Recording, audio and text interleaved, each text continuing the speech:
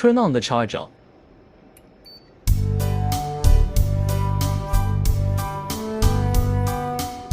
Switch charging mode, slow, normal/fast.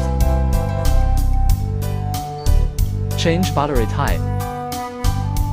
Long press, charge and storage, buttons. Press storage 2, select battery type, cut-off voltage.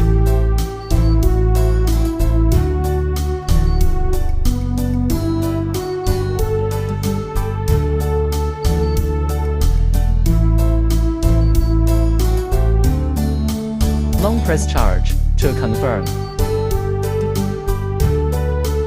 Battery type already, change to LiPo for 0.2 volts.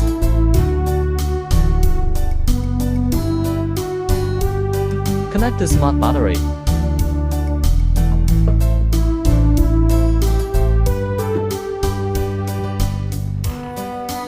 Press any button to start charge.